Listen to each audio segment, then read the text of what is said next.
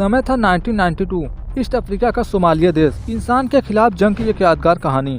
जिन फौजियों ने यह जंग लड़ी और अपनी जान गंवा दी, सिर्फ उन्होंने ही जंग का अंत देखा। सोमालिया में दो जातियों के बीच चल रही दुश्मनी की वजह से इलाके में घोर अकाल पड़ गया।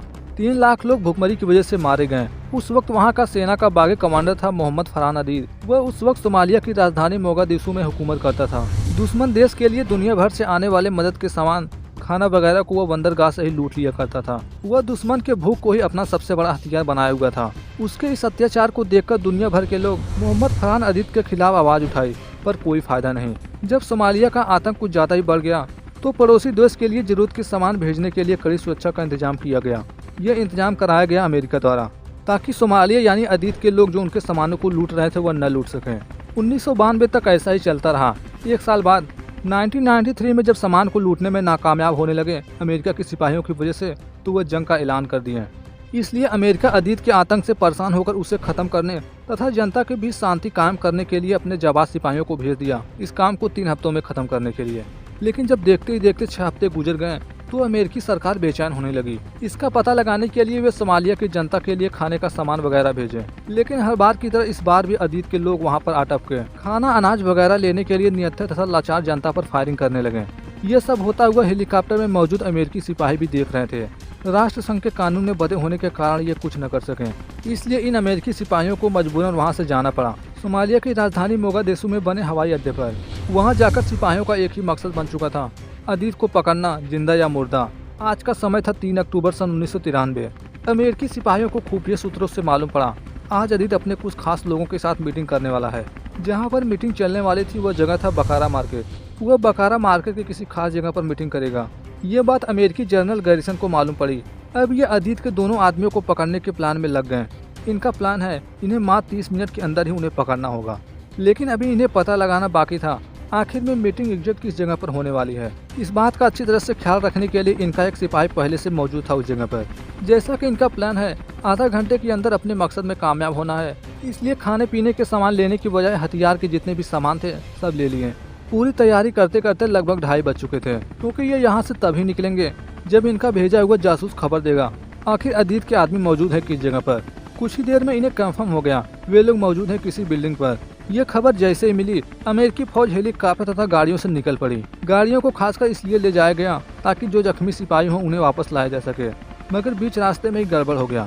उनके वहां पहुंचने से पहले ही उन लोगों को मालूम पड़ गया अमेरिकी सिपाही आ रहे हैं इसी तरफ, इसलिए वे लोग भी लड़ाई के लिए पूरी तरह से तैयार हो गए। अमेरिकी को सिग्नल देने के लिए टायर्स को जलाया गया। इन्हें सिग्नल दिया गया कि हम भी तुम्हारा मुंह तो जवाब देने के लिए तैयार हैं। इस समय टाइम हो रहा था 3:42 का। अमेरिकी सिपाही हेलीकॉप्टर से उतरकर बिल्डिंग में गए जहां अदीद के खास लोग मौजूद थे। हुआ भी ऐसा ही, वे लोग बिल्डिंग में जाकर सभी को सही सलामत बंदी बना लिए। लेकिन खतरा टला नहीं था, ये लोग उन्हें आसानी से जाने देने वाले नहीं थे।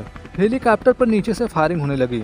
हमले के बीच में एक सिपाही नीचे गिर पड़ा, जिसे सुरक्षित निकालने के लिए कुछ सिपाही उसे गाड़ी तक पहुंचाने लगे। इतने ही समय में दोनों तरफ से भयंकर युद्ध छिड़ गया। दोनों तरफ से अंधाधुंध फायरिंग हो रही है। जख्मी हो रहे थे सिपाही, लेकिन इस लड़ाई में सिपाही कैदियों को गाड़ी के अंदर ले जाने में कामयाब हुए। जैसा कि अमेरिकन का प्लान था ये आधा घंटे के अंदर मिशन को कंप्लीट करेंगे। अब वो इतना आसान होने वाला नहीं, बहुत ही मुश्किल है इनका यहाँ से निकलना। ये लोग भी पूरी तैयारी के साथ हमला कर रहे हैं। हमला इतना भयंकर था, इस हमले में एक अमेरिकी सिपाही शहीद हो गया। जिस गाड़ी में मुजरिमों को ले जाया जा रहा था उस पर भी ये लोग हमला करने लगे। गाड़ी की सुरक्षा के लिए जो हेलीकॉप्टर लगाए गए थे उसके चारों तरफ हमला को रोकने के लिए उन पर भी हमला होने लगा। हेलीकॉप्टर क्रैश होकर शहर के बीचों बीच गिर पड़ा। ये देख कुछ सिपाही हेलीकॉप्टर के चारों तरफ फैल गए ताकि उसमें फंसे हुए सिपाहियों को बचा सके। लेकिन वहां तक पहुंचना भी मुश्किल था क्योंकि चारों तरफ से हो रही थी अंधाधुंध फायरिंग। लेकिन कुछ भी करके मुजरिमों को यहाँ से लेकर निकलना होगा। लेकिन ये जिस रास्ते से आए थे उस रास्ते से बिल्कुल नहीं जा सकते, लेकिन दूसरा रास्ता इन्हें मालूम नहीं, इसलिए हेलीकॉप्टर से इन्हें आगे का रास्ता दिखाया जाने लगा। इस बीच सोमालिया के लोग उस हेलीकॉप्टर को घेर लिए जो क्रैश हुआ था कुछ समय पहले। हेलीकॉप्टर में मौजूद एक सिपाही पूरी ताकत से उनका सामना करने लगा, लेकिन इतने लोगों के सामने एक घायल सिपाही कितने समय तक टिक सकता था। यह सब देखकर उन्हें जरा भी उम्मीद नहीं थी कि आधे घंटे के अंदर खत्म होने वाला मिशन इतना बड़ा रूप ले लेगा। इस बीच एक सिपाही हमले से बचता हुआ दरवाजे से होकर एक कमरे में गया जो था एक स्कूल, जिसके अंदर थे कुछ बच्चे और एक टीचर भी। टीचर सिपाही को देखकर घबराने लगी, पर अमेरिकी सिपाही उन्हें कुछ नहीं किए, बल्कि वह दूसरे दरवाजे से होकर बाहर निकल गया। पर जैसे ही बाहर अपना पहला कदम रखा उसका पैर फिसल गया। उसके नीचे गिरते ही एक बच्चा गन से फायर करने लगा। पर गलती से गोली जाकर उसके पिताजी को ही लगी। इधर अंधाधुंध फायरिंग चल रही थी तो दूसरी तरफ कुछ अमेरिकी जख्मी सिपाही को किसी तरह से बेस तक पहुंचाया गया, लेकिन अभी भी इन्हें दोबारा से जाना होगा और भी जख्मी साथियों को लाने के लिए। इधर कुछ सिपाही जख्मी सिपाहियों को बचाने में लगे हैं तो दूसरी तरफ कुछ सिपाही क्रैश हुए हेलीकॉप्टर के पास पहुंचने में कामयाब हुए, लेकिन चारों तरफ से हमला इतना घातक था इन सिपाहियों की भी हिम्मत जवाब देने लगी। लेकिन इन सिपाहियों को कुछ भी करके मरे हुए तथा घायल सिपाहियों को किसी भी तरह से सोमालिया के लोगों के हाथों नहीं पड़ने देना है। इसलिए सारे सिपाही पूरा इलाका चारों तरफ से घेर लिए हैं, क्योंकि उस हेलीकॉप्टर में अभी भी मौजूद है 4 सिपाही। लेकिन जिन मुजरिमों को सिपाही लेकर जा रहे थे गाड़ी से, अभी वह इलाके से बाहर निकली नहीं थी कि उन पर भी हमला होने लगा। इस हमले में कई सारे बंदी लोग घायल होकर मारे गए। धीरे धीरे करके यह युद्ध विशाल रूप लेने लगा। हमले अब और भी तेज होने लगे। इस हमले में एक सिपाही का शरीर 2 भागों में अलग हो गया। वह भी सोमालिया के हाथों न पड़े, इसलिए दूसरा सिपाही उसे लेकर गाड़ी की तरफ जाने लगा। जैसा कि इस हमले में सोमालिया के लोग भी काफी ज्यादा जख्मी हो रहे थे और मारे भी जा रहे थे, इसलिए ये लोग पूरी तैयारी के साथ छत पर घात लगाकर बैठ गए। जैसे सिपाही नजर आते वे वैसे ही उन पर अंधाधुंध फायरिंग करने लगे। जख्मी सिपाहियों की मदद के लिए अमेरिकी सिपाही हेलीकॉप्टर से डॉक्टर को लेकर आए। कुछ ही देर में क्रैश हुए हेलीकॉप्टर के पास पहुंचे। जख्मी सिपाहियों की मदद के लिए हेलीकॉप्टर के पास जैसे उतरने की कोशिश किए, उन पर भी सोमालियन हमला करने लगे। लेकिन डॉक्टर सही सलामत क्रैश हुए हेलीकॉप्टर तक पहुंच गया, जहां पर 2 सिपाही शहीद हो चुके हैं तथा 2 हैं अभी भी जीवित। उनका हेलीकॉप्टर के अंदर ही इलाज करने लगे, क्योंकि उन सिपाहियों की कंडीशन इतनी भी अच्छी नहीं थी कि उन्हें उठाकर वहां से ले जाया जा सके। ऐसा करने पर उनकी मौत भी हो सकती थी, लेकिन खतरा अब और भी बढ़ने लगा था। कुछ ही देर में एक और हेलीकॉप्टर से मिसाइल पर हमला हुआ। हेलीकॉप्टर क्रैश होकर शहर के बीचों बीच गिरा। जिस तरह से क्रैश हुआ था पहला हेलीकॉप्टर, जिसमें मौजूद थे 2 पायलट, सिचुएशन जैसे जैसे गंभीर होने लगी वैसे वैसे और भी सिपाहियों को बेस से यहाँ पर लाया जाने लगा, क्योंकि इनका मिशन तो सिर्फ आधे घंटे का था। लेकिन आधे घंटे का मिशन कब घंटों में बदल गया, किसी को कोई खबर नहीं। धीरे धीरे करके बहुत सारे अमेरिकी सैनिक जख्मी होने लगे। अब ये लोग और भी हेलीकॉप्टर भेजकर रिस्क नहीं ले सकते थे। जो भी हेलीकॉप्टर आने वाले थे उन्हें बेस पर वापस लौटा दिया गया। बस कुछ ही हेलीकॉप्टर बचे थे, मगर नीचे अभी भी बहुत सारे सिपाही जख्मी सिपाहियों को बचाने के लिए मौजूद हैं। वहाँ जिस तरह से सिपाही पीछे हट रहे थे, उसी तरह से सोमालियन की हिम्मत भी और भी बुलंद होती गई। उनकी एक बहुत बड़ी तादाद बढ़ रही थी उनकी तरफ, लेकिन अमेरिकी अभी भी तैयार है उनका सामना करने के लिए। एक हेलीकॉप्टर क्रैश हुए हेलीकॉप्टर के पास पहुंचे। उन्हें बचाने के लिए 2 सिपाही नीचे उतरे। दूसरी तरफ जो सिपाही गाड़ी से थे उन पर भी हमला हो रहा है लगातार। धीरे धीरे करके सोमालिया की भीड़ क्रैश हुए हेलीकॉप्टर की तरफ बढ़ने लगी।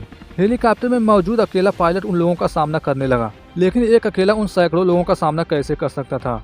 मगर फिर भी पूरी ताकत से लगा है। तभी उसे बचाने के लिए 2 जाबाज सिपाही आ पहुंचे। उन्होंने देखा कि उस अकेले सिपाही का एक पैर फ्रैक्चर हो चुका है। बाकी जो सिपाही थे शहीद हो चुके हैं सब। दोनों उसे वहां से निकालकर सामने की बिल्डिंग में ले गए। उसे वहां सुरक्षित करके निकल पड़े सोमालियन का मुकाबला करने के लिए। ये निकले थे आधा घंटे के लिए, लेकिन कब 3 से 4 घंटे बीत गए किसी को अंदाजा नहीं। इस समय लगभग शाम के 5 बज चुके थे।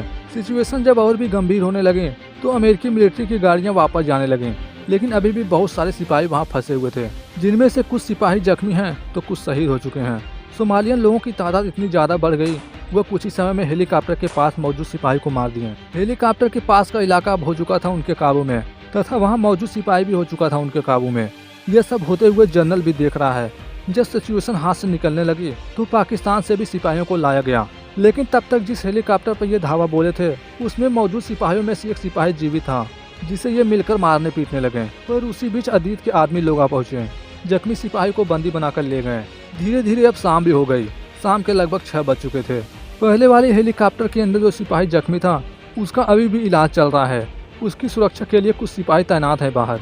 इसी बीच एक सिपाही के पैर पर गोली लग गई। उसका भी ट्रीटमेंट किया जाने लगा, लेकिन उसके इलाज के लिए जल्द से जल्द यहाँ से ले जाना होगा। लेकिन हेलीकॉप्टर उन तक पहुँचने की बजाय दूसरे क्रैश हुए हेलीकॉप्टर के पास पहुँचा, जहाँ उसे एक भी सिपाही नहीं मिले, क्योंकि अदीत के लोग उन्हें उठाकर ले गए। ये उस हेलीकॉप्टर को ब्लास्ट करके दूसरे हेलीकॉप्टर की तरफ निकल पड़े। रात होने पर भी सोमालियन के लोग रुकने वाले नहीं थे। अब अमेरिकन का प्लान है, रोशनी की तरंगों से ये आसमान में सिग्नल देंगे आखिर ये मौजूद है किस जगह पर। ऐसा करने पर हम हेलीकॉप्टर से उन पर हमला करेंगे ताकि खत्म कर पाए उन्हें, वरना यहाँ फंसे हुए 100 से ज्यादा सिपाही शहीद हो जाएंगे।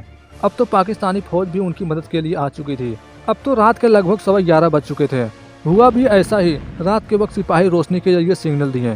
सिग्नल मिलते ही अंधाधुंध फायरिंग होने लगी हेलीकॉप्टर से, जिसमें सैकड़ों सोमालियन मारे गए। इसी के साथ और भी सिपाही आ पहुंचे थे बचाव के लिए, जिसमें मौजूद है पाकिस्तानी सिपाही भी। ये सबसे पहले जख्मी सिपाहियों को वहां से ले जाने लगे, लेकिन छत पर छुपे हुए सोमालियन अभी भी कर रहे हैं उन पर हमला। लेकिन उनसे बचते बचते उनका मुंह तोड़ जवाब देते हुए सारे सिपाहियों को गाड़ी में ले लिए। अभी भी कुछ सिपाही बचे हुए थे जिनके लिए मौजूद नहीं है गाड़ियों में जगह। अब तो सुबह के 6 बज चुके थे। जो सिपाही गाड़ी में नहीं बैठ पाए थे वो पैदल ही वहाँ से भागने लगे। सोमालियन उन पर हमला किए, मगर किस्मत अच्छी थी, किसी को ज्यादा गंभीर चोटें नहीं आई। सभी सही सलामत बेस तक पहुँचने में कामयाब हुए। वहाँ पहुँचकर जब सभी एक दूसरे को देखें तो सिचुएशन थी बहुत ही गंभीर। उनके चेहरे खून से सने हुए थे। 1993 में सोमालिया में हुए इस युद्ध में अमेरिकी सिपाही नहीं बल्कि सोमालिया के मासूम लोग भी मारे गए, जिनका इस लड़ाई से दूर दूर तक कोई वास्ता नहीं था। इस लड़ाई में लगभग अमेरिका के 19 सिपाही मारे गए। दूसरी तरफ सोमालिया के लोग भी मारे गए थे हजारों की तादाद में। लेकिन ये जंग यहीं खत्म नहीं हुई। सिपाही आगे की जंग की तैयारी करने लगे, क्योंकि अदीत था अभी भी जीवित, वह मरा नहीं। इस युद्ध में शामिल हुए सिपाहियों को सम्मानित किया गया। आगे चलकर 3 सालों के अंदर सन 1996 में अदीत को भी मार दिया गया। इसके बाद भी सोमालिया में कुछ ऐसे भी ग्रुप बने जो आगे चलकर समुद्री जहाजों को लूटने का काम किए, जिसका डर शिप के कैप्टन को हमेशा रहता था जो सोमालिया के इलाके से गुजरते थे। ऐसे ही घटना घटी थी अप्रैल 2009 को, जिस शिप के कैप्टन थे कैप्टन फिलिप्स। उनके भी शिप को सोमालिया के समुद्री लुटेरों द्वारा लूटा गया, जिसके बारे में इस वीडियो में डिटेल से बात की गई है। तो यह थी स्टोरी ब्लैक हॉक डाउन की। फिलहाल मिलते हैं एक नई स्टोरी के साथ। Thanks for watching this video.